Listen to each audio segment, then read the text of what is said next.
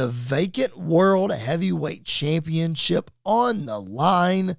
CM Punk, the number one contender, versus the man who won the Battle Royal last week to fill that second slot, Jey Uso. Main event, Jey Uso. Now, speaking of that Battle Royal, last week on WWE's YouTube channel, they posted a video of Jey winning the Battle Royal. You know, they always post clips of Raw and everything on their YouTube channel.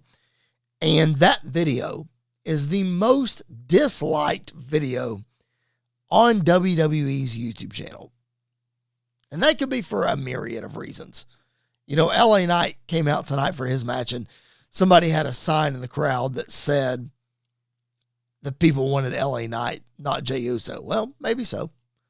Maybe people are disappointed that Jey won the match. Maybe it's because they don't want to see the riff in the Usos. You know, it's like WWE just put the Usos back together, and now we're having problems already. So I don't know. I don't know why people dislike this. I thought Jey Uso was one of the most popular wrestlers on the roster, but according to the internet, I guess not. I don't know, but the people if we learn anything from Bruce Pritchard and Triple H and Nick Khan and other guys that are talking about these kind of things, it's the people that buy the tickets and buy the merch that really, I don't want to say matter, but really drive the conversation, I guess. That's who the WWE is listening to. Not necessarily the internet wrestling community, but I digress. So, the rift between the Usos. A little bit of, definitely a rift tonight. You saw them backstage, and it was like they were at odds, and then they kind of made up. I don't know. It'll be interesting to see how they come out, how this whole thing transpires. Now, I'm going to look at this, and I've got scenarios for all three potential results here. I'm going to go through all three potential results. And you say, Chris, there's only two guys in the match. Well, there's a third scenario out there. So let's go through the scenarios. City Kitty live in the chat with us. Glad I still have Peacock. Yeah. You got to keep that Peacock subscription for a reason. They've got the library too. So you got to keep that Peacock subscription. Okay.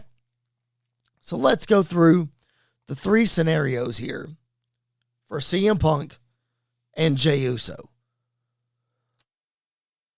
All right. So scenario number one is that CM Punk wins the match. And he wins the World Heavyweight Championship. Now we know that CM Punk had his 5 minutes of fame at SummerSlam before Seth Rollins took it away from him. So what if CM Punk wins this match? I think that is a very likely scenario. CM Punk is one of the most popular wrestlers on the roster, has been for a long time. We speculated last week the possibility of CM Punk turning heel and joining the Vision. And I said you probably didn't want to turn him heel because he's been gone for so long. He's been gone for so long, and people just want to love him, and he can easily carry the torch right now. Maybe you didn't want this to happen because you had long-term plans for Seth Rollins, but now he's injured, so you got to pivot, and CM Punk is a safe pivot. You're not taking any chances with that. Again, the people love CM Punk. That's an easy move. Plus, CM Punk is on the poster for Saturday night's main event. Like the main poster for the show, it's CM Punk and only CM Punk. So it's an easy win for WWE and for CM Punk if that were to happen. Scenario two is, before I get to scenario two, I have a note here that I have to say. If CM Punk does win, I think we saw this tonight with Braun Breaker trying to solidify himself as the next challenger for the World Heavyweight Championship, which he defeated LA Knight in a really good match tonight. In-ring work on Monday Night Raw tonight was really, really good. But I think you have to go Punk versus Braun Breaker. And maybe Punk is just the transitional champion to get the title on Braun Breaker. I don't know for sure, but in thinking about who's going to win this match, like Braun Breaker has got to be next. So we'll see. I don't know. But, so that's a scenario if Punk wins. What if Jey wins? Well, if Jey wins, Jey solidifies himself as more than a flash in a pan champion. Like, the WWE Unreal series was based on a big story in that series was the rise of Jey Uso. If you haven't watched that, go back and watch it on Netflix. It's a really good watch. But it's all about the rise of Jey Uso and winning the Royal Rumble and winning the World Heavyweight Championship at WrestleMania. And he held the title for 3 months, and then Gunther beat him. And a lot of people were saying, oh, well, he couldn't have a long title reign because Jey Uso is not a sustainable champion. They wanted to just ride the momentum and see how far they could ride it. Jay's out of shape. He's not a great singles wrestler. Well, all of those things can be true at the same time of, well, he was a pretty good champion. Yeah, he's been a tag team wrestler his whole career, but tag team wrestlers come out of their shell. We're going to talk about Shawn Michaels later in the show, and he was a tag team wrestler. Now he's considered the greatest in-ring performer of all time. So it's possible for tag guys to break out, and maybe giving Jey Uso the world championship again is a way to solidify that. Now, Jey could do this as a babyface. We know he can do that. We see his entrance. We see the encore of the song. We know the merch sales, all the things. But Jay's been getting this heel edge to him lately. You saw him in the promo with Punk on Raw tonight.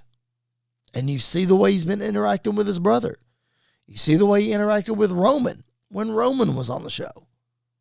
So we could see full-on heel world champion Jey Uso. Now, I think you're probably taking a chance on Jey Uso being champion again. I think you're taking an even bigger chance if you turn him full-on heel as the world champion. If you do that, how does that affect his brother? Do they go at it again for the world championship? I don't know. How does Roman Reigns fit into this whole thing? As you see the graphic on YouTube there of when Roman came back and he's encouraging Jey to take the reins and be the man. And, you got to earn it. You got to get out there and do it. Well, Roman is also the biggest babyface on the roster. And that's a roster with Jey Uso, CM Punk, and Cody Rhodes. So how does this affect Roman if Jey really is a heel champion? Or if he's a face champion? I don't know. I don't know how Roman fits into all this. Because Roman has outright called that championship a second-rate championship. So if Jey wins it, how does Roman look at Jey? He says right now he'd be proud of him. But if he's holding the second-rate title, does that change things? I don't know. Let's look at the third scenario, because there is a third one. What if there's no champion? What if this match kicks off Saturday night's main event and we get a no contest? And you say, oh, Chris, that would be such a letdown. Would it? Because Braun Breaker and Bronson Reed still want revenge, clearly, for not being in that Battle Royal last week. So what's the best way to get revenge? You go out and interrupt this match. Nobody's going to be a champion. Braun Breaker steals the championship again. Okay. That's interesting. So how do you get out of that? You got Jimmy Uso could be out there. LA Knight could be out there. It could be a huge schmoz. And it would make sense. Because even before Seth Rollins got hurt, you had 4, 5, 6 people trying to get this world championship. So, how do you fix it? If you say, Chris, put on your fantasy booking hat. If you're doing that, where do you go with it? Well, you have a good old-fashioned tournament. And that tournament ends at Survivor Series, where we crown a World Heavyweight Champion. Well, Chris, you don't want to be on Monday Night Raw for a long time without a champion. Why not? And make it interesting. So, you do a tournament. The winner of the tournament is the World Heavyweight Champion. I think it's a fine idea. I think it's interesting. Now, is that likely what WWE is going to do? Probably not. But here on Squared Circle Radio, when we give predictions, when we preview shows, we try to talk about the scenarios that can happen, but our predictions are not necessarily what we think is going to happen.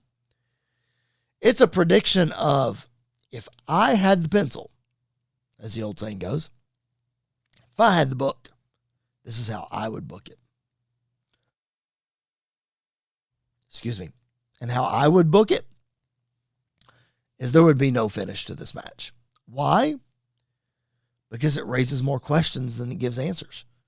Now, could CM Punk or Jey Uso win the match and you still have the big schmoz at the end with Breakker and Reed laying everybody out? Of course you can.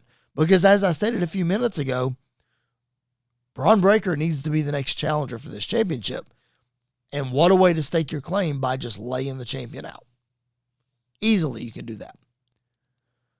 But a schmoz finish and no champion, I think to me that makes people tune in a lot more and say, oh, I wonder what's going to happen with what are they going to do with the title now?